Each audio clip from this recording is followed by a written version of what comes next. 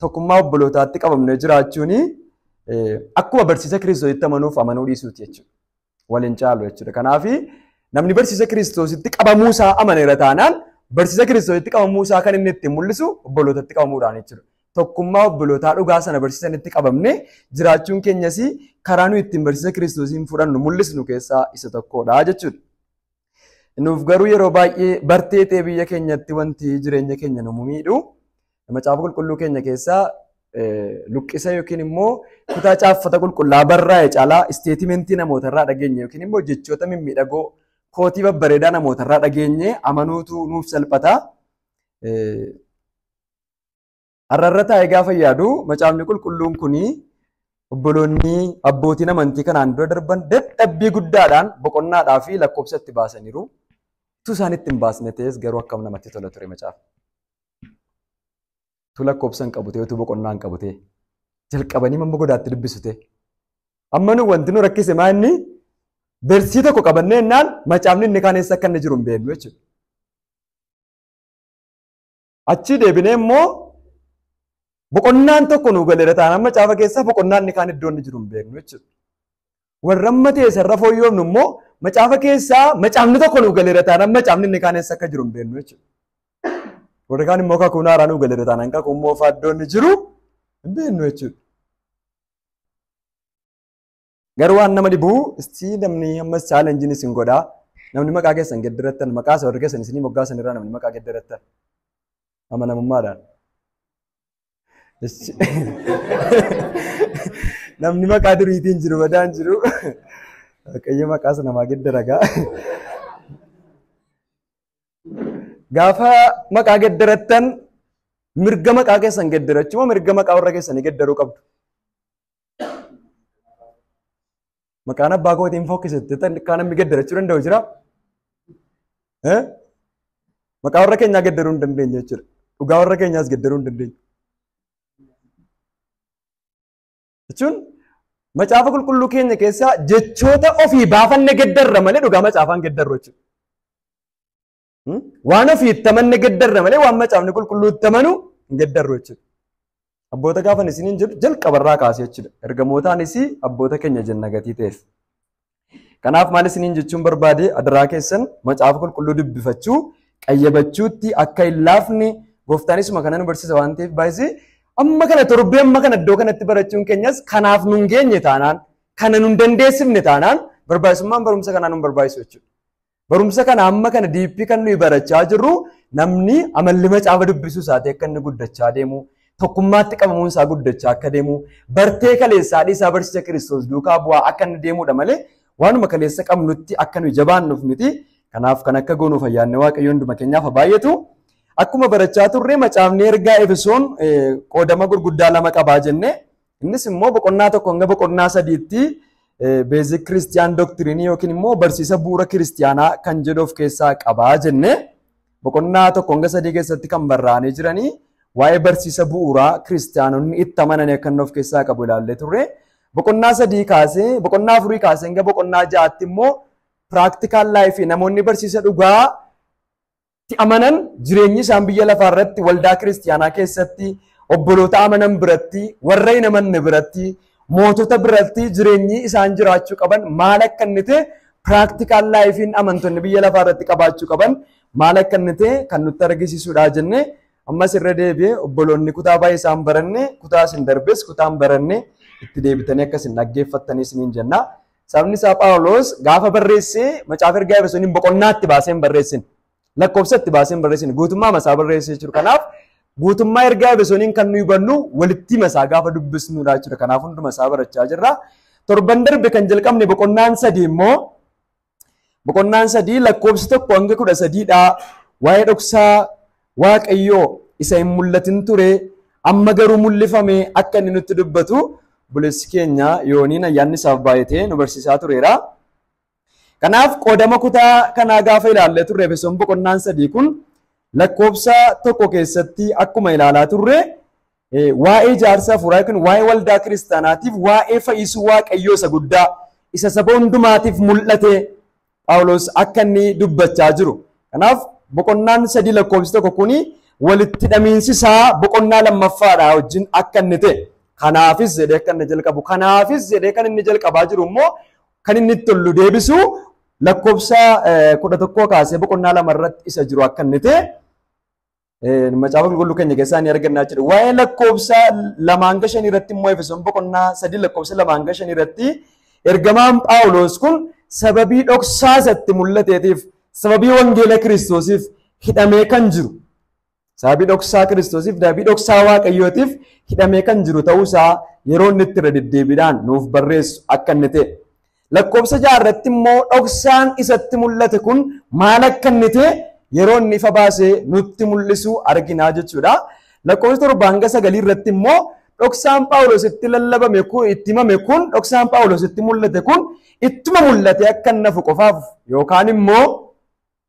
matarree lallabaa akka inni ta'u qofaaf utuu hin taane akka imaanaatti akka adaraatti Phaawulositti akka inni kenname Phaawulos dhoksaa isatti mul'ate kanaaf ergamaa dhoksaa isatti mul'ate kanaaf hojjetaa qofa utuu hin taane dhoksaa isatti mul'ifame kanaaf abbaa imaanaa akka inni ta'e adaraan akka irra jiru dhoksaa kana namoota kan biraatti himuudhaaf dhoksaa kana saba warra Ormootaatti himuudhaaf nama adaraa qabu nama adaraan irra jiru akka inni ta'e yeroo inni itti nuuf barreessu akka inni ta'e ni arganna lakkoofsa 10-12 irratti immoo dhoksaa kana Phaawulositti mul'isuun akeeka Waaqayyoo isa bara baraa akka inni ta'e Phaawulositti dhoksaan kun mul'ifamuunsaa Phaawulos akka inni ittiin of jaju Phaawulos akka inni ittiin namoota warra kaan irratti of tulutuu hin taane kana Phaawulositti mul'isuun karaa Phaawulos immoo waldaan kiristiyaanaa dhoksaa kana hubachuun karaa waldaa kiristiyaanaa immoo dhoksaan kun namoota hundumaatti amma ergamoota Waaqayyootti mul'ifamuun isaayyuu akeeka Waaqayyoo isa bara baraa akka inni ta'e yeroo nuyi itti argannudha jechuudha. Lakkoofsa 13 irratti immoo waa'ee dhoksaa guddaa kanaatiif abdii akka hin kutanne hidhamuun yoo jiraate illee Phaawulos innumti dhoksaa kana isaanitti himee hidhamee jira waa'ee isaatiif abdii akka isaan hin kutanne isaan jajjabeessuudhaan Phaawulos akka inni xumuru macaafa kana irratti arganneerra jechuudha. Isa kana baay'ee isaa irra hin deddeebi'u saamni isaa torbee barachaa tureera waan ta'eef torbee barachaa tureera gatiteef isa kana irra hin deddeebinu lakkoofsa 7 kan jiru kaasnee itti fufnaa jechuudha. Lakkoofsa 7 maal jedha? Akka kennaa ayyaana Waaqayyootti ani wangeela kanaaf hojjetaa ta'eera. Kunis gochaa humna isaatiiti jedha Phaawulos. Akka kennaa ayyaana Waaqayyootti ani wangeela kanaaf hojjetaa ta'eera jedha. Wangeela kanaaf inni jechaa jiru isa kamidha? Torbee ilaallee turre gatiiteef. Wangeela kanaaf gaafa jechaa jiru dhoksaan Waaqayyoo inni bara baraa inni mul'ifame kun wangeela Kiristoosiin akka inni ta'e gararraa irratti lakkoofsa 5-6 irratti ilaallee turre jechuudha. Dhoksichi mul'ifame kun wangeela Kiristoosiin akka inni ta'e. Kana jechuun Yihuudoonnis warri Yihuudota hin ta'anis itti amananii kan isaan fayyuu danda'an. Karaan fayyinaa inni Waaqayyo uumamuu biyya lafaa dura qopheesse Ormoonnis ta'an Yihuudoonnis karaan isaan ittiin akka fayyaniif Waaqayyo yaade qopheesse wangeela Kiristoosiin akka inni ta'e macaafa kana irratti dubbate ani immoo sababii dhoksaa mul'ate kanaatiif dhoksaan mul'ate kun maalidhaa jenneerraa wangeela Kiristoos ta'uu isaa lakkoofsa 6 irratti gaaffii akkasinitti hin taane maal jedha lakkoofsi 6 dhoksaan kunis warri saba Waaqayyoo hin ta'in wangeelatti amanuudhaan wanta Yihuudoonni argatan akka argatan isaanii wajjin bu'aa dhagna tokko akka ta'an abdii isa Waaqayyo karaa Kiristoos Yesuus kenne keessaas akka hirmaatan gochuuf kan qophaa'ee ture jedha. Kanaaf Phaawulos lakkoofsa 7 kanarratti akka kennaa ayyaana Waaqayyootti ani wangeela kanaaf hojjetaa ta'eera jedha. Phaawulos Yihuudiif Giriikii orma jechuun hafee amma wangeela gooftaa keenya Yesuus Kiristoosiin hundumti isaanii qomoon lamaan iyyuu bu'aa dhagna tokko ta'uu isaanii erga dubbatee booddee humni Waaqayyoo isa Kiristoosiin warra du'an keessaa kaaseen immoo waamamee wangeelicha isa mul'ifame kanaaf hojjetaa akka ta'e iddoon itti dubbatudha jechuudha lakkoofsi 7 kun. Lakkoofsa 7 kanarratti wantoota baay'ee isaa kan nu argannu tokko Phaawulos wangeelicha isa mul'ifame kanaaf hojjetaa kan inni ta'e akka fedhii isaatti kaka'umsaaf dhamaatii mataa isaatiin utuu hin taane akka kennaa ayyaana Waaqayyootti jedha. Sababii ayyaana Waaqayyoo irraa kan ka'een hojjetaa wangeela kanaa ta'e malee annama wangeela kanaaf hojjetaa ta'uu hin turre. Kanaaf akka kennaa ayyaana waaqayyootti gaafa jechaa jiru Phaawulos wangeela kanaaf hojjetaa ta'uun waaqayyoon biraanaaf kenname malee kennaa ta'e waaqayyoon biraanaaf kenname malee sababii jabina isaatiitiif sababii dhamaatii isaatiitiif Phaawulos wangeela kanaaf hojjetaa akka hin taane kutaalee baay'ee isaa booddeen dubbifanna waan ta'eef ni argannaa jechuudha. Kanaaf Phaawulos iddoo kanarratti minister according to the gifts of God's grace jedha. Minister jedha. Ministeera akka inni ta'e wangeela Kiristoos isa mul'ifame kanaaf akka ministeeraatti akka inni tajaajilu ministeera wangeela Kiristoosiin akka inni ta'e. Dubbii kana fakkaatu illee Phaawulos ofii isaatii sirraa Qorontos boqonnaa 15 lakkoofsa 10 irratti sirraa Qorontos boqonnaa 15 lakkoofsa 10 irratti ayyaanni waaqayyoo hojii wangeela kanaa hojjechuutti hojii wangeela kanaaf dadhabuu akka inni isa dandeessise nutti dubbata. Maal jedhaa? Amma garuu ayyaana waaqayyootiin ani ergamaa ta'eera. Ayyaanni inni anaaf kennes utuu dhimma hin baasiin hin hafne. Ani hunduma isaanii caalaatti dadhabee hojjedheera. Ana utuu hin ta'in ayyaana waaqayyoo isaanaa wajjin jirutu itti dadhabee jedha. Kanaaf wangeelicha kanaaf hojjetaa ta'uu isaa gaafa kaasaa jiru Phaawulos jabina kootiin miti dhamaatii kootiin miti garuu akka kennaa ayyaana waaqayyootti ani wangeela kanaaf maal ta'eera hojjetaa. Efesoon boqonnaa 3 amma dubbisne irratti ani wangeela kanaaf hojjetaa ta'eera jedha. Sirraa Qorontos 15 irratti ani wangeela kanaaf ergamaa ta'eera jedha. Kutaa kana lamaan walitti finnee gaafa ilaallu ergamaa ta'uun Phaawulos ittiin boonuu ittiin kooruutu hin taane maal akka ta'uuf wangeelichaaf hojjetaa akka ta'uuf. Ergamaa jechuun akkuma kanaan dura ilaalaa turre nama dhimma itti ajajame tokko raawwachuudhaaf qaama tokko biraa hojii wayitiif ergameedha jenneera. Qaama tokko biraa ajaja fudhatee dhimma raawwatu tokkoof gara iddoo biraatti kan ergameedha jenna. Kanaaf Phaawulos an ergamaa ta'uun koo wangeela Kiristoos dhoksicha sanatti mul'ate kana eewwan biraan akka hin ga'uu fi saba warra ormootaa biraan akka hin ga'uuf ayyaanni ergamaa ta'uudha anaaf kennameera jedha. Malee fedhiin ergamaa ta'uu hin jedhu. Fedhii ergamaa ta'uu moo ayyaana ergamaa ta'u? Fedhii ergamaa ta'uu hin jedhu. Ayyaanni ergamaa ta'uu isumaan anaaf kennameera jedha.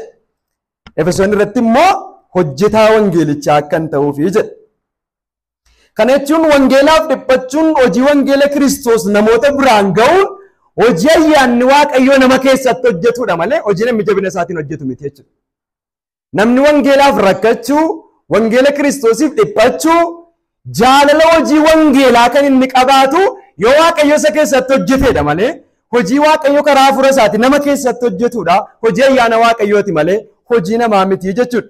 Kanaaf Phaawulos krediitii hojii wangeelaati hojii wal qabatu hunduma isaa kan koomiti kan ayyaana waaqayyooti. Ayyaana waaqayyootu na keessatti hojjete jedha. Ministeera isa jedhu kan afaan Giriikiitiin diiyaakonos ereeti kan inni kaa'ee jiru. Diiyaakonos inni jedhu kun servaantii yookiin immoo hojjetaa jennee isa nuyi hiiknudha jechuudha.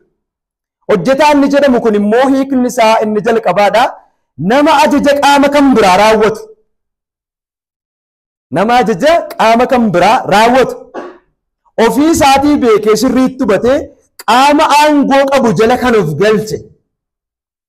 Waan gurguddaa lama qabaa jechuudha. Hojjetaa ta'uun tokko qaama kan biraatiif ajaja kan raawwatudha jechuudha. Ajaja qaama kan biraatti kenne nama raawwatuuf. Kan inni raawwatu immoo namichi inni irraa ajaja fudhatu sun akka inni isa caalu beekee gooftummaadhaan humnaan aboodhaan akka isa caalu beekee sammiit kan of godhe kan of kenneef jechuudha. Kanaaf hojjetaa ta'e Phaawulos gaafa jechaa jiru iddoo kanatti kan inni raawwatu ajajatti ergame gooftaan inni raawwachaa jiru kun immoo isa inni raawwate jala of galche guutummaatti gooftummaa Kiristoos hubatee gooftummaa waaqayyoo hubatee waaqayyoof kan of kenne gooftummaa Kiristoos jala kan of galche ajaja Kiristoosiin immoo kan raawwatu akka inni ta'e. Kanaaf ga'een guddaan hojjetaadha waan ajajame raawwachuudha jechuudha. Ameen. Galmi hojjetaan ni xumuramaan waan itti ajajame raawwachuudha malee ajaja kennuu miti jechuudha. Phaawulos iddoo kanatti simpiliidha waan ta'eef jechuudha salphaarraa waan hubachaa deemnu.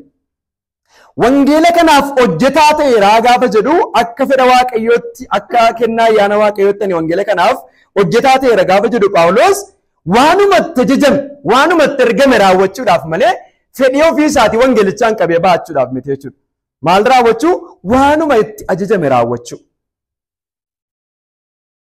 Phaawulos wangeela Kiristoosiif fedhaaf kaka'umsa ofii isaatiin utuu hin taane akka fedhaaf abboommii gooftaa keenyaatti hojjetaa akka taasifame ni dubbata. Sirraa Qolaasaayis boqonnaa 1 lakkoofsa 23 hanga lakkoofsa 25tti yoo dubbifannu kutaa kana. Qolaasaayis boqonnaa 1 lakkoofsa 23 hanga 25tti.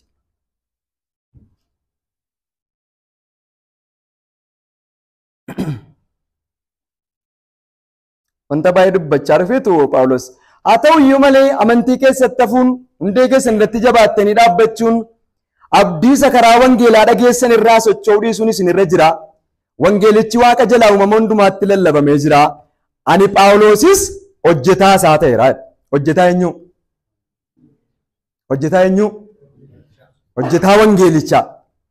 Adda baasaa deemuu qabna jechuudha. Hojjetaa eenyu? Hojjetaa wangeelichaa. Akkas jechuun nama wangeela Kiristoos tajaajilu jechuudha. Malee nama fedha namaa tajaajilu miti jechuudha. Wangeela Kiristoos tajaajiluuf nama waamame. Fedha namootaa tajaajiluuf miti.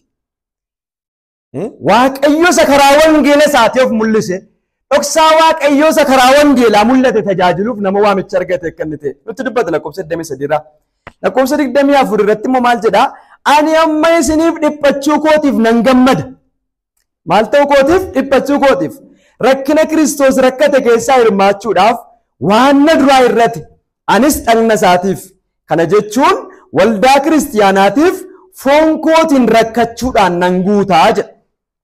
Wangeela Kiristoos tajaajiluun immoo bal'atanii sooromanii qabaatanii qofa utuu hin taane rakkachuudhaan foon keenyaan itti dadhabuudhaanis akka inni ta'e. Kanaaf foon kootiin itti rakkachuudhaan nan guutaa jedha. Lakkoofsa 25 irratti maal jedhaa? Akka hojii isiniif hojjechuudhaaf Waaqayyo anatti kennetti. Dubbii Waaqayyoo guutummaatti waliin ga'uudhaaf hojjetaa waldaa kiristiyaanaa ta'eera. Kana jechuun fedha waldaa kiristiyaanaan tajaajila jechuu isaa miti Phaawulos iddoo kanarratti.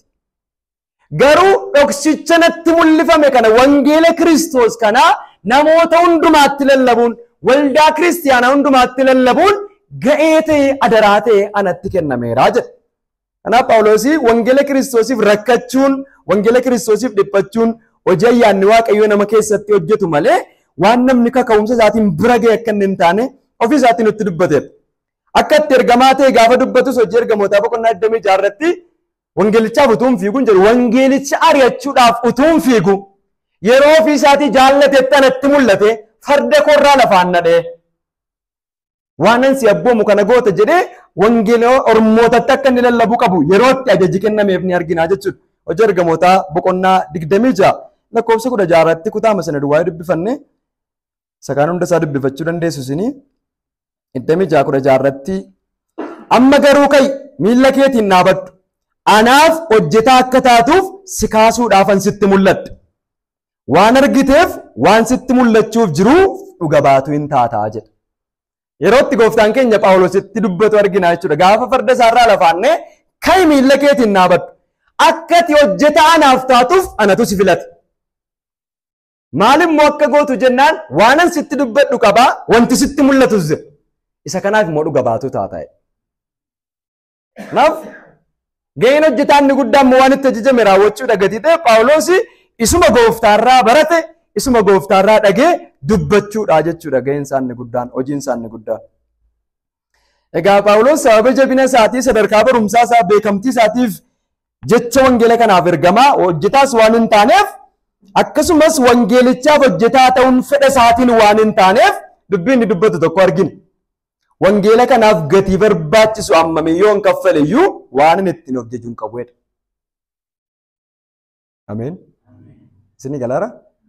Wangeela kana jabina isaatiin hin taane hojjetaa wangeela kanaa fedha isaatiinis immoo hin taane sababiin fedhii kootiin hin taaneef ga'umsa isaa gatii hin qabaadheef sababiin hin taaneef wangeela kanaaf gatii barbaachisu hammamii yoo hin kaffale iyyuu isa kanaan of jajuu of gurguddisuu hin danda'u.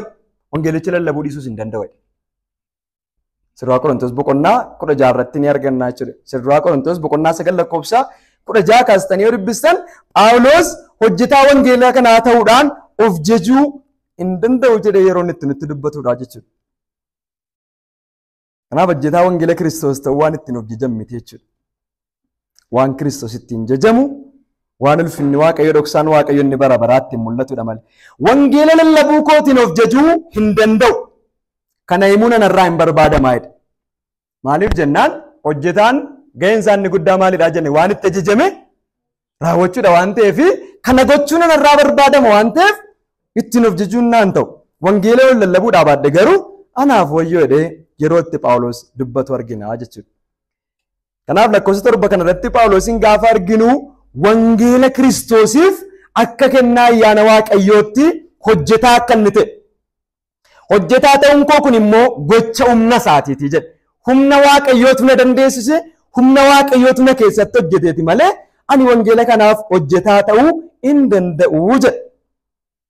Waa'ee humnaa Phaawulos ergaa Efesoon keessatti yeroo lama walirra deddeebi'ee dubbateera. Gocha humna waaqayyootii kan jedhu kana. Akkuma barannee turre Efesoon boqonnaa 1 lakkoofsa 19-23 irratti gaafa dubbistanis waaqayyo humna isaa guddaadhaan nu keessatti akka inni hojjetu humna isaa Kiristoosin du'aa kaasee nu gidduutti hojjechaa akka inni jiru argina. Ammas Efesoon boqonnaa 3 lakkoofsa 20 irratti kutaa ganaatti fufnee dubbisnu irrattis waan nuyi kadhannuuf beeknu gararraatti humni waaqayyo nu keessatti akka inni hojjetu irra deddeebiidhaan Phaawulos waa'ee humna waaqayyoo kaase. Sababni isaa wangeela Kiristoos tajaajiluun humna waaqayyootiin malee humna namaatiin akka inni hin danda'amne mul'isuuf jechuudha. Ameen. Ameen jedhama. Wangeela Kiristoos tajaajiluun maal qofaan danda'ama? Maaliif? Maaf immooshinii keenyaan hin danda'amu jechuun miira keenyaan maaliif hin danda'amu? Akka Phexrositti tajaajilaa jechuudha. Tajaajila Phexros fannoo duraa tajaajilaa jechuudha. Phexros tajaajila akkamii tajaajilaa jennaan? Jechuun gooftaa tajaajilachuurraa kan keeyyuu gaafa gooftaa jalaa qabuudhaaf kaanii gaafa isaanii dhaqeen du'a gaafa gooftaan jedhu gooftaa siin du'aadha. Ati hin duutu yoo hin duutate immoo ani si wajjin duudhaaf iyyuu qophiidha. Amma Phexros jibbarraa kee akka jechuun jibbarraa kee miti biniir jaalaluma gooftaaf qabudha. Gooftaa baay'ee gatii jaallatuu fi gooftaa jaallatu kana inni du'ee taa'ee ilaaluu waan hin barbaanneef amma wajjin duutti iyyuu komiitii akka inni ta'etti nama dhagatii ta'eef jaallata garuu gooftaa. Dhuma irratti gaafa gooftaan fannifamuuf qabamu Phexrosi namicha kana hin beeku. Waa'ee du'uu miti, waa'ee wajjin reebamu, waa'ee wajjin gatii kaffalu miti. Namichi isin jettan kana iyyuu hin beekon. Jalqabaa gooftaan ammaa jechaa ture. Si wajjin hin du'a. Du'a yoo ta'u si wajjin nan du'a. Humna keenyaan taanaan kan hunda keenya akkasuma jechuudha tajaajilli keenya. Waadaa gallee galla kwaarii gidduutti, waadaa gallee galla isteejii irratti, waadaa gallee galla waldaatti. Achii torbee hoo jiraa yamma gooftaan. Jechuun dandeenyu hin jedhina wanti nuyi jechuu dandeenyu isuma kanaa yoo gooftaan nu gargaaru ta'e. Wanti nuyi jechuu dandeenyu isuma kanaadha. Isuma Phexros jedhee jechuu dandeenya baay'isee. Komiitimentii Phexrosin hin caalu. Gooftaarraa barachuu Phexrosin hin caalu. Gooftaa duukaa oolanii buluu Phexrosin hin caalu. Waan hundaan isanii gooftaa duukaa bu'uu Phexrosin hin caalu. Kanaaf wanti nuyi jechuu dandeenyu inni xumuraa sin beeku jechuudha. Yoo eenyu nu gargaare malee. Yoo waaqayyo humna isaatiin nu keessatti hojjete malee. Kanaaf wangeela Kiristoos tajaajiluun matumaa jabina namaatiin hin danda'amu. Wangeela Kiristoosiif gooftaanis nu abdatu. Humna isaa abdata malee. Kanaaf Phaawulos irra deddeebiidhaan humna isaa isaana keessatti hojjetu. Humna isaa isa nu keessatti hojjetu. Isa iyyuu akka humnicha nu hin shakkinetti humnuma isaa isa Kiristoosin warra du'an keessaa kaaseen jedha. Haleluuyaa. Humna isaa isa xumuraadhaan wangeela kanaaf hojjetaa nu godhu taanaan gooftaan hin dandeenyu jechuudha. Yeroof ta'a tajaajilli keenya yookiin immoo tajaajila miiraa ta'a. Namoota waadaa galan taana jechuudha. Kanaaf ani ittiin of jajuu hin danda'u jedhee waa'ee humna kana dubbata jechuudha. Kanaaf humnichi kun humnuma Phaawulosin waameedha, humna lammaffaa isa dhalachiisedha, humnuma isa jijjiiredha. Humnuma kanaan immoo gooftaan waamicha isaatiif amanamaa godhee Phaawulosin of dura dhaabe jechuudha. Kanaaf Waaqayyo humnuma ittiin Kiristoosin du'aa kaaseen, humnuma ittiin lammaffaa nu dhalachiiseen, humnuma ittiin jijjiirama dhugaa nu jijjiire sanaan ammas immoo hojii wangeela Kiristoosiif nu keessatti hojjetaa jechuudha. Humni isaan xinnaan yookiin immoo humna isaa lammaffaa fayyadamaa jiru gooftaan humnuma isaa sanaan nu keessatti hojjechaa jira. Kanaaf akkuma Phaawulos godhee kutaa kanaan qabne nuyi maal gochuu qabna jennaan humna gooftaa amanachuu. Gooftaan humna isaatiin nu keessatti hojjechaa akka inni jiru amanachaa dhiyaachuu yeroo hundumaa. Nan danda'a jechuu keenya dhiifne. Gooftaaf ani kanan ta'a jechuu keenya dhiisne gooftaan yoo na dandeessise jechuu akka dandeenyuu fedhaa jira dubbii kana kan nu ilaalu. Inni Phaawulos akkas jedhee nummoo sarara waanii fooyyessine waan biraa dubbannu hin qabnu jechuudha. Lakkoofsa 8 irratti gaafa dhuftanii dubbistanii Phaawulos dubbii tokko dubbatatti dhufe. Lakkoofsa 8 irratti. Ani warra Waaqayyoof qulqullaa'an hundumaarra nan xinnaadha. Haa ta'u iyyuu malee badhaadhummaa Kiristoos isa bira ga'uun hin danda'amne saba Waaqayyoo warra hin ta'initti misiraachoo akka lallabuuf ayyaanni kun anaaf kennameera jedha. Ani warra kamir? Ani warra Waaqayyoof qulqullaa'an hundumaarra nan xinnaadha jedha. Baay'ee mana tola afaan Ingiliffaasaa am less than the least of all the saints. I am less than the least of all the saints. Qulqulloota keessaa isa xinnaadha jedhamurra nan xinnaadha. Eetu ani ergamaadha isa chaarutu. Ani wangeela Kiristoosiif ergamaa ta'eeracha. Ani wangeela Kiristoosiif hojjetaa ta'eeracha. Lakkoofsa 8 kanarra dhufee garuu ani warra Waaqayyoof qulqullaa'an hundumaarra nan xinnaadha. Isti dubbiin Phaawulos iddoo kanatti dubbate kun gad of deebisuu sobaatettanii yaaddu. Of jechuuf gad of deebise. Akka namni tokko tokko sadarkaa barumsaa baay'ee sin caalaa ani koon baranne bisanneedha. Amma of jechuun nama akkasii amma akkam. Barateera inni maastersii faa PhD faa qabaa isin immoo digirii faa reefuu qabdu ta'a. Ani koon baranne yoo inni isinii jedhe gad of deebisuudha. Sakkasiitiin inni Phaawulos jechaa jiru. Moomaa jechuu isaati akkasiin qofaltanii miti baay'isee kan hin haasaaru. Dubbii kan akkasiin itti yaaddanii fedhaman. Jechuun miira wayii keessa galee Phaawulos iddoo kanarratti sobee gad of deebisaara moo dhugaama isaati. Garaama isaa fuula Waaqayyoo irratti saaxilee dubbachaa jira moo sobaara Phaawulos iddoo kanarratti. Sobaan jiru. Sababa isaa kaa'eera gatii ta'eef. Galumsa kutaa kanaatiin gaafa ilaallu hiiki isaa baay'een jiraachuu ni danda'a. Inni ilaallasi. Akka galumsa kutaa kanarratti garuu akka galumsa kutaa kanarratti lakkoofsa gararraa irratti lakkoofsa torba irratti ani wangeela kanaaf hojjetaa ta'eera jedha. Kanaaf Phaawulos hojjetaa waldaa kiristiyaanaa ta'uu isaa mul'isuudhaaf ani warran hojjedhuuf kana hundumaarra nan xinnaadha. Galumsa kutaa kanaatiin gaafa ilaallu jechuudha. Hojjetaa dhagatii of hin jedhee jiruu fi an warran hojjechaa fi jiru kana hundumaarra nan xinnaadha jechuu isaati. Nan xinnaadha jechuu isaati. Sabni isaa dubbii gooftaan keenya fakkeenya gooftaan keenya bartoota gidduutti fudhate yoo argitanii waa'ee ilmaan Zabdewoosiin qabe gaaffii kee irratti gooftaan keenya gaafa deebii kennu isin keessaa namni caalu namni hundumaa caaluu barbaadu yoo jiraate hunduma keessanii gadi ta'uun yookiin immoo hojjetaa hunduma keessanii ta'uun irra jiraata. Jechuun hojjetaa ta'uun nama hundumaa gadi ta'uudha jechuudha. Kanaaf Luqaas boqonnaa 17 irratti gooftaan keenya hojjetaan isa hojjechiifaturra dubbadhaa ka hojjetaan isa hojjechiifaturra riferansiin Phaawulos ittiin dubbachaa jiru kun aboo ergamummaa isaatii wajjin wal qabsiisee miti. Gahee waldaa kiristiyaanaa keessatti qabu wajjin wal qabsiisee miti. Garuu nama waldaa kiristiyaanaatiif hojjechuudhaaf waamame ta'uu isaa gaafa dhiyeessu an waldaa kiristiyaanaatiif waan an hojjedhuuf amantootan isaanitti dhugaa lallabe hundumaarra nan xinnaadha. Sabni isaa hojjetaan isa hojjechiifaturra hin caalu waan ta'eef. Kontekstii Phaawulos ittiin amantootatti of dhiyeessuu hin dandeenya yoo jenne hin dandeenyu. Akkanatti of dhiyeessuu hin dandeenyu. Sabni isaa nu biratti namni tajaajilaa ta'uu namni wangeela Kiristoos lallabu akka koo kana namni iddoo kana ba'ee dubbatu akka nama hunduma keenya caalutti ilaalama miti. Moo akka nama hunduma keenya irra xinnaatutti.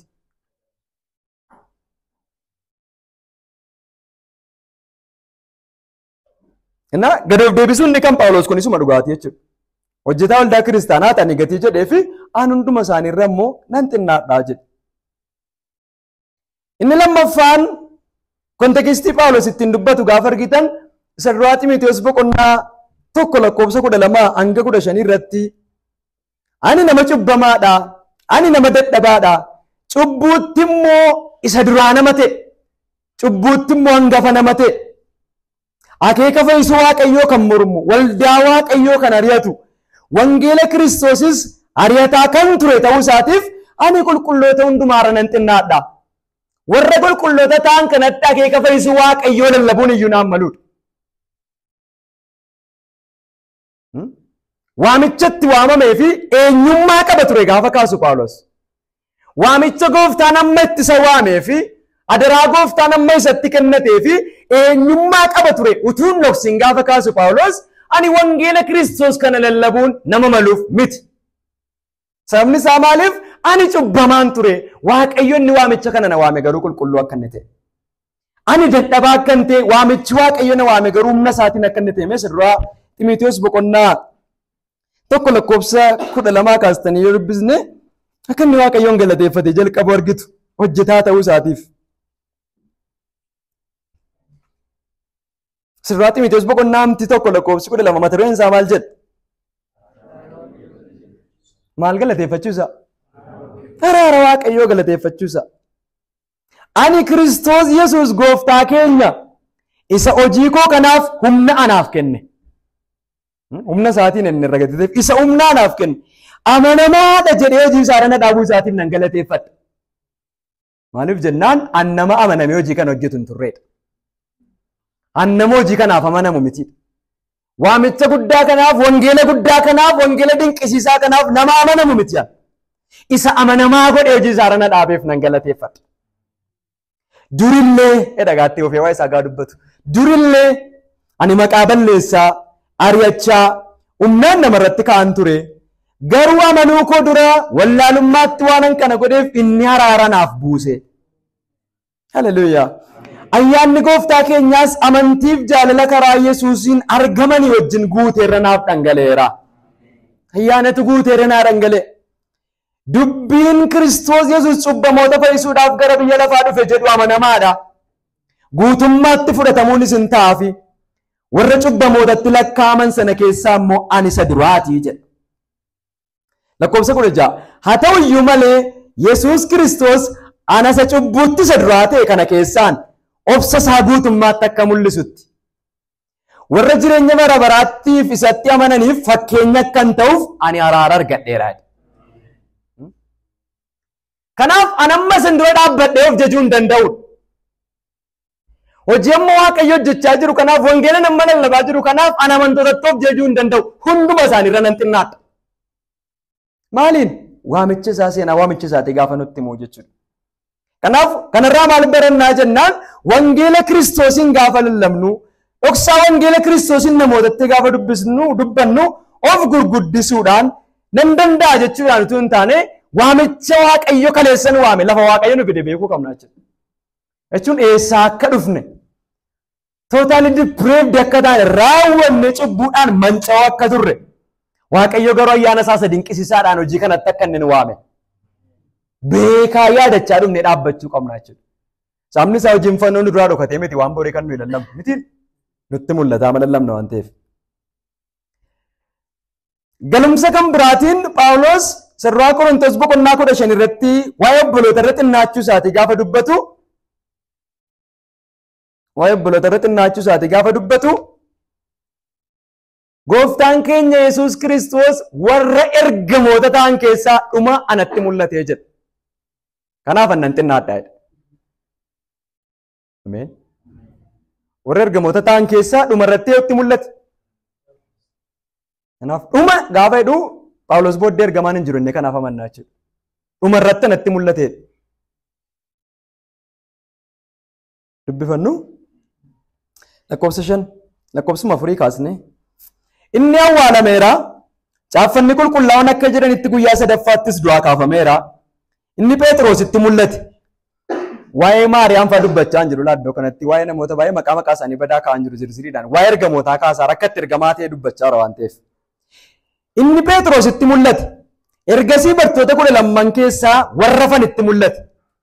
Bartoota 12 keessaa warra hafanitti mul'ate. Eenyuun dabalate? Maatiyaasiin dabalate jechuudha. Kana booddee immoo ergan takkaa obboloota 500 caalanitti mul'ate. Isaan keessaa illee kaan boqotaniiru garri caalaan garuu ammayyuu jiru. Erga Yaaqoobitti mul'ate booddee immoo warra ergamoota jedhaman hundumaatti mul'ate. Hundumaa booddee anas akka nama doonga hin dhalateetti immoo mul'ateera. Anoo ergamoota hundumaarra xinnaadha. Waldaa Waaqayyoo waan an ari'adheefis ergamaa jedhame waamamuuf nama ta'u miti. Amma garuu ayyaana Waaqayyootiin ani ergamaa ta'eera. Ayyaanni inni anaaf kennesitu dhimma hin baasini namne. Ani hunduma isaanii caalaatti dadhabee hojjedheera. Ana tuun ta'in ayyaana Waaqayyoo isa ana wajjin jirutu itti dadhabeedha. Gilsii wanti Phaawulos gochaa iddoo kanarratti yoo hojiidhaan ta'e hunda isaanii caalaan itti dadhabe. Hojichaan akkan of hin jennetti immoo ana miti hojicha kan hojjete. Yoo namummaa kootiin ta'e immoo hunda isaanii irraan xinnaadha. Maaliif jennaan gooftaan hunduma isaanii booddee anatti mul'ateedha. Nu garuu yoo namuma obboleessa tokko irraa dhugaa barre iyyuu isarraa barachuun sodaan namiti. Maaliif jennaan naayifee jira natti mul'ate naanii. Naayifee yoo inni malee obboleessa irraan bare yoo inni bara nutti hin tolu waan ta'eef obboleessuma koo tokkotu dhugaa natti himee jechuun kaleessa dogoggoraan ture har'a immoo karaa sirrii yoo inni na qabsiisate kaleessa dogoggoraan ture abaluurraan baree sirradhe jechuun dandeenya. Abaluurraan bare jechuun illee yaa isa gatii ta'eef. Hunduma isaanii booddee natti mul'atee garuu Phaawulos. Hojiidhaaf yoo ta'e garuu baay'een itti dadhabe hunduma isaanii caalaan itti dadhabe. Ana tun ta'in garuu ayyaana Waaqayyoo sana keessa jirutu itti dadhabeedha. Ulfinni hojichaa hundumtuu kan eenyuuti? Kan Waaqayyooti. Kanaaf Phaawulos riferaansii maaliitiin an hunduma isaanii irra nan xinnaadha jechaa jira jennaan waa'ee hojii isaatiitti hojii wal qabatee waa'ee tajaajilaa jiruutiin. Kanaaf ammas ni galeera baay'ina seexana baasneetiin baay'ina dinqii hojjenneetiin baay'ina faarfannaa barreessineetiin baay'ina albeemii gadhiisneetiin amantoota hin caallu jechuudha. Maaliif jennaan inni kun hundumtuu hojii ayyaana Waaqayyooti. Nuuna laa jechuudha inni kun. Nu keessatti hojjetame malee hojii nu hojjenne miti. Waaqayyo ayyaana isaaniif baay'isuu koomentiin tokko nu geera dhugaa dubbachuuf namoota ta'anii baratan keessaa obboloonnumti keenya ijoollonnumti warrumti nu dura dhaabbatanii barsiisan kun iyyuu garaa gad of deebisuu hin qabanii gaafa achi ba'an nama kan biraa ta'uu nuun jedhaniiru fudhadheera. Dhugaa dubbachuu fi meebii addana gaafa dhaabbanne dubbannu miirrii koomentii taane kun numatti dhagahamuu danda'a jechuudha. Gaafan akkas jedhu addana dhaabbadhee gaafan barsiisu wanta isin hin beekne baay'ee waan hin beeku. Gatiin dubbisee dhufeef immoo akka waan hin isin caalaa beekutti natti dhagahamee dubbachuu hin danda'a. Ta'a akkasitti godheera yoo ta'e Waaqayyoo dhiifama naaf godhu isinis dhiifama naa godha. Obboleessa koo yooniidhaafis jechuudha. Sababni isaanii kun iftoomina qabaachuudha gatii ta'eef. Sababni isaa maaliifi Phaawulos iddoo kanarratti ergamaa guddaa amma kana ta'etu jiru kan inni gad of deebisee hunda isaanii irra nan xinnaadha jedhu ga'ee isaatiin aboo guddaa baadhatee amantoota bira dhufuu barbaadaa jiru. Amantoota wajjin dhanna tokko ta'uusaa, amantoota wajjin obboloota ta'uusaa, akkuma isaanii dadhabaa ta'u, akkuma isaanii nama hir'ina qabu ta'u, akkuma isaanii nama xinnaatu ta'u gara ayyaanni Waaqayyoo sababii isa keessatti hojjeteef hojii Waaqayyoo akka hojjetu amantootatti mul'isuudhaafidha kana hundumaa kan inni dubbate. Kanaaf Waaqayyo nu gargaaree fayyaa deemnaa jiranis mucummaa kanarraa wallaalummaa kanarraa fayyaa namoota ta'anii wajjin miira tokkoon tajaajilutti guddachaan deemnaa jira. Waaqayyo nu gargaara. Namni isaa gidduu kana yoo argitanii miidiyaa keenya irratti tajaajiltoota keenya gaafa argitanii waa'ee simannaa isaaniif godhamuuti. Dhugaa dubbachuuf yoon dubbadde natti tola maaliif baay'ee mana gaddisiise gatii ta'eef simannaa nama kana guddatu isiniif hin maluu wangeelli Kiristoos isiniin ayyamu jennaan makiinaadhaan baandiidhaan utuu hin taane kalendariin cufamee yoo simatamne iyyuu nutti xinnaataadha. Kalendariimti cufaa oolee yoo simatamne nutti xinnaata. Eeyyutti. Heerri inni simatamu kun akkeetti kalendariin cufamee inni simatamu kun eeyyudha.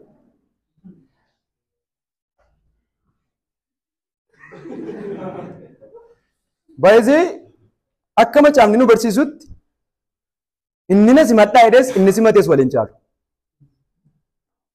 Miti? Inni na simadhaa jedhee dubbates warra keetti simatanis waliin caalan. Nama akka walii wal argate jechuudha. Dhugumadha. Gooftaanatu garaa keenya keessatti moo yeroo dandeenya nama ulfina laalu. Ulfina gooftaa keenya qofaa malu dandeenya nama laalu. Gooftaan keenya isa yoo ta'e garuu hin dandeenya. Gooftaan keenya nama sana yoo ta'e garuu hin dandeenya. Baala lafa buusuu fi dandeenya, muka afuu fi dandeenya. Dandeenyaan immoo garaan ciisnee nurra deemuu danda'u. Gooftaaf garuu kana gochaa hin jiru. Hin dadhabenne duddaan ciisnee rafaa namaa jilbeenfanna. Gooftaan egaa arga garraamiidha waan ta'eef gaafa kadhannu kan hin dadhabe waan ta'eef gooftaan garaa hubataa inni jilbeenfannee utuun kadhatiin illee rabna. Namaaf garuu hin gugguufna hin qommaan. Diinni wangeela Kiristoos warra akkasiiti.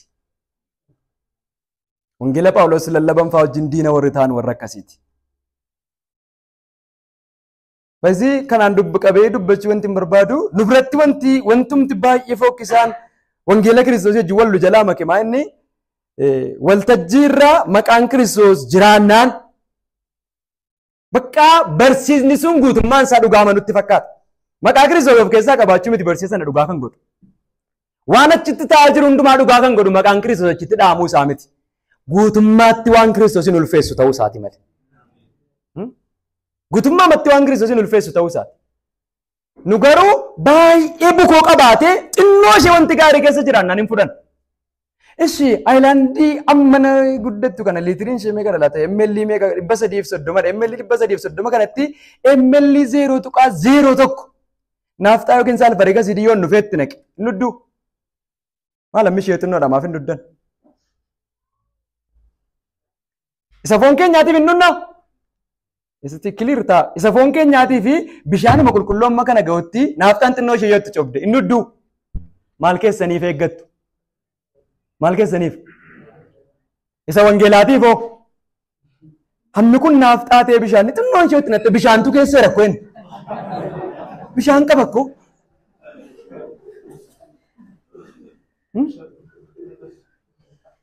Jaalala wayiidhanii amma jaalala argisiisu wayi. Hawaasummaadhaa fi afooshatti ijaaramuu nu wayya.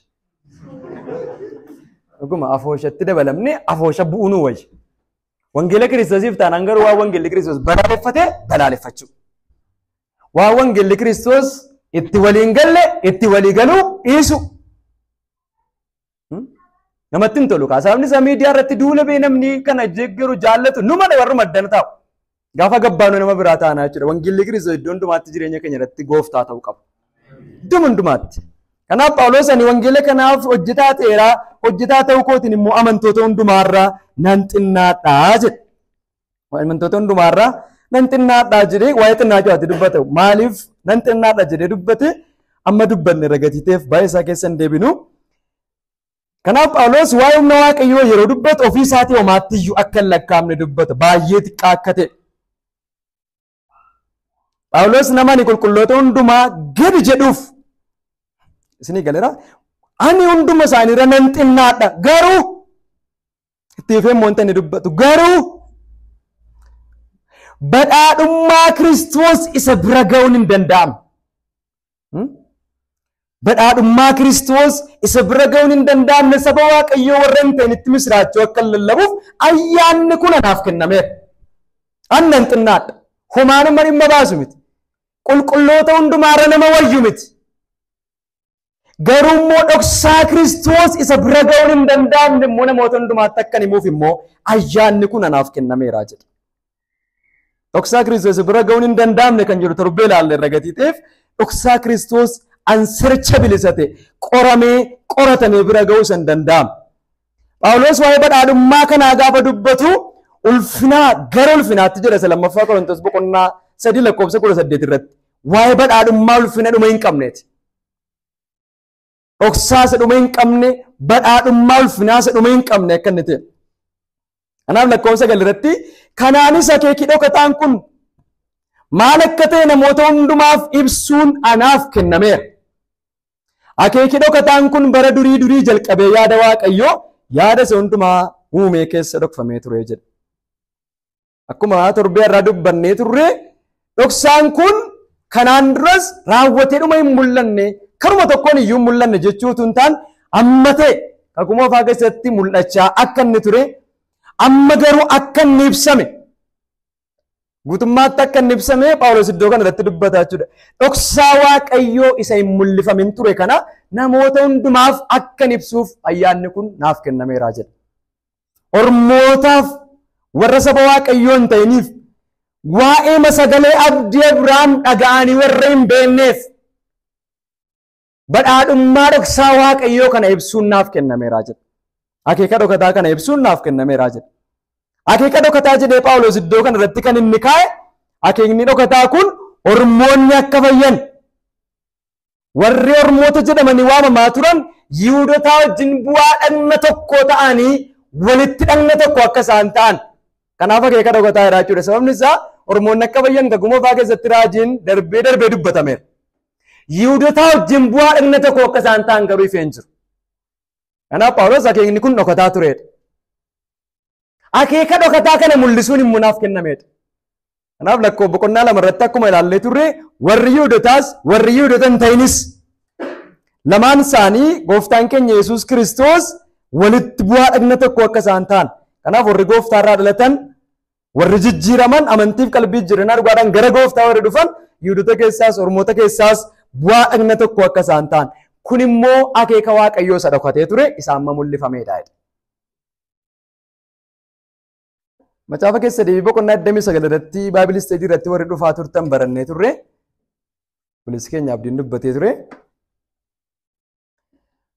Keessa deebii boqonnaa 29 lakkoofsa 29 irratti wanti dhoksaan kan Waaqayyooti wanti mul'ifame garuu kan keenyaaf kan ijoollee keenyaati jedhe.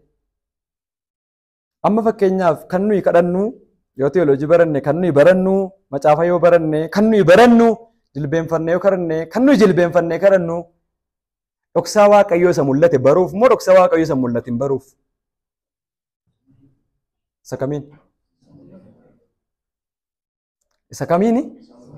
Dhoksaa Waaqayyoo isa mul'ifame. Dhoksaa Waaqayyoo isa dhokataa baruun nuun kennamne jechuudha. Kan Waaqayyooti jedhee dhiise. Kan keenyaaf kan ijoollee keenyaa isa kamiidhaa jedhee? Isa mul'ifame. Macaafa Waaqayyooti jechuudha. Seera Waaqayyoo macaafa Waaqayyooti. Kanaaf iyyuu kan nuyi kadhannu dhoksaa kee isa macaafa kee keessatti mul'ifame naa ibsiidha. Malee macaafni kee yoo kana duwwaa qabaa dabalii naa ibsii miti jechuudha. Waan macaafa keessatti hin barroofne Waaqayyo waan nu ibsu hin qabu. Dammoo mul'ati macaafa qulqulluu keessa hin jirre sichi nutti mul'atus hin jiru. Kaanoonii cufaatti amanname miti. Macaafni cufameera inni amanna miti. Macaafni 66 xumurameera mul'ati xumuraa Kiristoosiif kenname inni immoo Yohaannisiif kenne macaafa mul'ata Yohaannis ta'ee barreeffame. Kanaaf kana booddee mul'anni dhufe macaafa nuu ta'u hin jiru jechuudha. Si'achi mul'anni argame barsiisa hundee nuu ta'u hin jiru jechuudha. Si'achi mul'ati nutti mul'ifame waan caaffanne qulqullaa dubbatu nu geddarsiisu hin jiru jechuudha. Maal kadhanna reennaan isa macaafa keessatti mul'ifame akka inni nu ibsuuf. Amma hin mul'ifameedha gatii ta'e Phaawulos. Lakkoofsa 10 irratti ogummaan Waaqayyoo inni dachaa baay'ee qabu bara si'anaa karaa waldaa kiristiyaanaa warra bantii Waaqaa keessaa gooftummaa qabaniif aboo qabu jedhamanitti iyyuu beeksifamuuf kun ta'ee jedha. Ogummaa Waaqayyoo isa dachaa baay'ee qabu gaafa jedhee kaa'u Phaawulos ogummaan Waaqayyoo inni dachaa baay'ee qabu kun multifold yookiin immoo manifold wisdom jedheeti kan inni waamu ogummaa Waaqayyoo isa dachaa baay'ee qabu. Kanaaf Phaawulos iddoo kanatti ogummaa Waaqayyoo isa dachaa baay'ee qabu jedhee kan inni fayyadamaa jiru akeekniif karoorri fayyisu Waaqayyoo bal'aaf gadi fagoo ta'uu isaa mul'isuufidha jechuudha. Kanaaf ogummaa Waaqayyoo isa dachaa baay'ee qabu kan jedhu kana maalitti hiikee jira? Akeekni fayyisu Waaqayyoo karoorri fayyisu Waaqayyoo hammam bal'aatiif gadi fagoo akka inni ta'e. Kanaaf ogummaa Waaqayyoo isa dachaa baay'ee qabutu mul'ifame jechuun maaltu mul'ifame jechuudha? Akeeka Waaqayyoo karoora fayyisu Waaqayyootu amma karaa wangeela Kiristoosiin ba'ee ifatti mul'ifame jechuudha. Sirraa Qorontos boqonnaa 2 lakkoofsa 7 irraa kaatanii dubbifachuu dandeessu jechuudha. Sirraa Qorontos boqonnaa 2 lakkoofsa 7 irratti. Warra Roomaatiif gaafa barreessu illee Phaawulos badhaadhummaan araara Waaqayyoo akkam guddaadha jedha. Kunis immoo Waaqayyo akkuma warra Yihuudootaatiif dhiifama godhetti Ormootaaf dhiifama gochuu isaati. Akkuma warra Yihuudootaa simateetti warra Ormootaas simachuu isaati. Badhaadhummaan araaraaf badhaadhummaan ayyaana Waaqayyoo dhuma kan hin qabne ta'uu isaati. badhaadhummaan ogummaa waaqayyoon ni dachaa baay'ee qabu. Kana jechuun akeekiif karoorri fayyisuu waaqayyoo kun immoo jedhe karaa waldaa kiristiyaanaa warra bantii waaqaa keessaa aboo qabanitti akka mul'ifamuuf ta'e jedhe. Tartiiba isaa ilaalaa. Phaawulos gara irratti maal dubbate? Akeeki dhokataan kun karaa koo waldootaaf akka ibsamuuf naa kennamedha. Miti? Amma erga waldaadhaaf dhoksaan kun ifee, erga dhoksaan kun waldaadhaaf mul'ate immoo maalidha kan itti aanu? Karaa waldaa kiristaanaa mul'ataa jechuudha amma immoo. Waldaa kiristaanaatiif karaa eenyu mul'ate? Phaawulos natti mul'ate waan isatti mul'ate kana immoo hiikee barreesse. Waldaan kiristiyaanaa dhoksaa mul'ate kana gaafa bartu immoo eeyotti akka inni beeksifamuufi jedha warra bantii waaqaa keessaa aboo qabu jedhamanitti akka inni mul'ifamuuf kun ta'ee jedha. Warra bantii waaqaa keessaa aboo qaban kan jedhu kun maali? Eenyutti? Eenyutti jettanii yaaddu? Lakkoofsa kun irratti maal jedhaa? Warra bantii waaqaa keessaa aboof gooftummaa qabu jedhamanii sodaatamanitti. Kanaaf ergamoota waaqayyooti jechuudha kutaa kanarratti kan inni kaasu. Qolaasiyaas boqonnaa tokko lakkoofsa 16 irratti Qolaasiyaas boqonnaa tokko lakkoofsa 16 irratti wanti waaqa keessa jiruuf wanti lafarra jiru hundinuu wanti ijaan argamuuf wanti ijaan hin argamne warri teessota irra ta'aniif warri mootummaa qaban warri bantii waaqaa keessaa gooftummaaf aboo qabu jedhamanii sodaataman isaan uumamanii wanti hundinuu karaa isaa uumame isaafis uumame jedha. Kanaaf iddoo kanarratti dhoksaan mul'ifame kun karaa waldaa kiristiyaanaa warra bantii waaqaa keessaa gooftummaa qabu jedhamanitti iyyuu akka mul'ifamuuf akeeki fayyisuu waaqayyoo karoorri fayyisuu waaqayyoo ormoonnis yihuudonnis walitti bu'aa dhagna tokko ta'uun isaanii kun ergamoota waaqayyootti iyyuu akka beeksifamuuf fayyisuun waaqayyoo dinqii ta'uunsaa akeeki fayyisuu waaqayyoo dinqii ta'uunsaa badhaadhummaan araara waaqayyoo guddaa ta'uunsaa ergamoota waaqayyootti iyyuu akka beeksifamuuf kun ta'e. Kanaafidha sirraa Phexros boqonnaa tokko lakkoofsa 12 Phexros gaanuu barreessu waa'ee dhoksaa kanaa waa'ee dinqii kanaa immoo ergamoonni waaqayyoo keessa lixanii ilaaluun hawweedha. Kanaaf dinqiin kuni dinqii isa ergamoonni waaqayyoo iyyuu dinqifatan akka inni ta'e dhoksaa ergamoonni waaqayyoo iyyuu dinqifatan akka inni ta'e. Inni kan biraan ergamoonni warri hin kufin jiran hariiroon isaan qaban waldaa kiristaanaatti wajjin wal bira qabaminsaan yeroo hundumaa yoo dubbifame illee warra bantii waaqaa keessaa aboo qabu jedhamanii keessattis ergamoota warra kufan akkasitti kaasee jira. Efesoon boqonnaan 6 lakkoofsi 14. Efesoon boqonnaan 6 lakkoofsa 12 kaasnee yoo dubbisne nuyi namoota foon uffatanii wajjin wallaansoo qabna miti garuu humnoota aboo qabaniif gooftummaa qaban warra bantii waaqaa keessaa biyya lafaa isa dukkana keessa jiru kana seerratan maccaa furoota minaa warra bantii waaqaa keessa jiraatan wajjin wallaansoo wal qabnaa jedha. Kanaaf akeekiif dhoksaan fayyisuu waaqayyoo kun ergamoota warra waaqarraa warra sababii fayyina ormootaatiif waldaan kiristiyaanaa bu'aa dhagna tokkoo ta'uu isheetiif warra waaqayyoon galateeffatan qofatti beeksifame yoo hin taane ergamootuma warra kufanitti illee kan inni beeksifame. Akka isaan itti waaqayyoon galateeffatanii miti. Akka isaan itti waaqayyoon jajjatanii miti. Garuu waa'een fayyina keenyaa seexana jalaa dhokataa miti. Itti mul'ifameera. Kanaafidha lammaffaa Qorontos boqonnaa 4 irratti akka namoonni gara wangeelichaa hin dhumneef ittisaa'edha. Efesoon lammaffaa Qorontos boqonnaa 4 lakkoofsa 6 lakkoofsa 4 hanga 6. Inni hamaan waaqayyicha bara seenaa kanaa ta'e yaada warreen amaniin sanaa jaamseera. Inni ifa ulfina Kiristoos isa fakkaattii waaqayyoo wangeela keessaa ibsu sanaa akka hin argineef isaan dhowweeraa jedha. Isa eessa keessaa ifu? Isa wangeela Kiristoos keessaa ifu. Kana jechuun seexanatti dhoksaan kun kan inni mul'ifame warra hafuurota hamootaa warra bantii waaqaa keessaa aboo qabu jedhamanii sodaatamanitti dhoksaan kun kan inni mul'ifame amananii akka isaan fayyaniif yookaan immoo akka isaan itti waaqayyoon galateeffataniif utuu hin taane hojiin waaqayyoo uumama isaa hundumaatti akka inni olaanee mul'atu. Waaqayyo hojii isaa hundumaatiin uumama isaa hundumaa irratti akka inni olaantummaa isaatiin mul'isu hojiin waaqayyo godhe kuni uumama isaa hundumaatti mul'ata akka inni ta'e macaafa qulqulluu keenya keessaa ni argina jechuudha. Hiiki kallattii isaatii garuu iddoo kanarratti dhoksaan kun karaa waldaa kiristaanaa akka mul'ifamuuf kan inni ta'e ergamoota waaqayyootti akka inni ta'e ni argannaa jechuudha. Lakkoofsa 11 dubbifannee achumaan xumurra ergaan isaa isuma kanarra jira gatii ta'eef. Waaqayyo akka bara durii karaa Yesuus Kiristoos gooftaa keenyaa yaade qopheessetti akeeka isaa fiixaan baaseera. Kanaaf Waaqayyo fayyuun ormootaa, fayyuun warra Yihuudootaas akka dhamaatii har'aatti utuu hin taane akka akeeka isaa isa bara durii karaa ilma isaa Yesuus Kiristoosiin itti yaadee qopheessee of duraa qabutti akka inni ta'e. Sababni isaa Waaqayyo keenya Waaqaa akeeka isaa fiixaan baasuudha. Waaqayyo yaadaaf akeeka isaa karaatti dhiisuuf sobuu hin dandeenyedha. Lammaffaa Xiimotewos boqonnaa 1:9 Waaqayyo keenya akka bara durii murtoo godhe sanaatti akka inni namoota fayyisuudhaaf yaadaan qabe ni arganna. Kanaaf Tiitoo boqonnaa 1:2 maal jedha? Kutaa kan abbaan nu dubbise natti tola. Tiitoo boqonnaa 1:2 abdii jireenya bara baraa isa Waaqayyoon nimatumaa hin soomne bara durii jalqabee abdachiise yaadachiisuu kootii jedha. Isa kam? Abdii jireenya bara baraa isa Waaqayyoon nimatumaa hin soomne jedha. Kanaaf Waaqayyo keenya iddoo kanarratti akka bara durii karaa Yesuusiin qopheessee akeeka isaa fiixaan baase jechuun Waaqayyo waan karoorse keessaa wanti inni fiixaan baasuu dadhabu hin jiru jechuudha. Danda'ummaa Waaqayyo nutti argisiisa. Inni kan biraan Waaqayyo hojii isaa hundumaatiif amanamaa ta'uu isaa nutti argisiisa. Amma dhumaatti waan karoorse waan yaadaan qabe akka inni fiixaan baasu. Kanaaf Waaqayyo waa'ee dursanii yaadaan qabuu irratti gaafa jalqabu malaalaa turre nama amma xumuraatti fiixaan hin baasne jalqabu iyyuu maal hin goone inni Waaqayyo.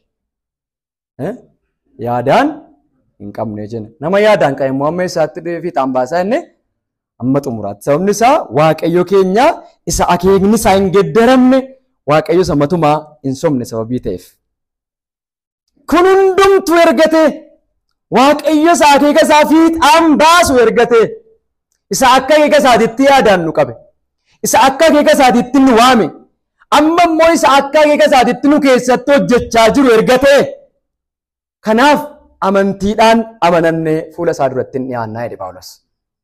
Lakkoofsa 12 irratti amanannee hin dhiyaannaa, dhiyaachuudhaafis ija jabina qabnaa jedhe. Amanannee dhiyaachuudhaaf ija jabina qabna. Kanaaf akkana jedhe nuyi Kiristoositti amanuudhaan karaa isaa amanannee dhiyaachuudhaaf ija jabina qabna.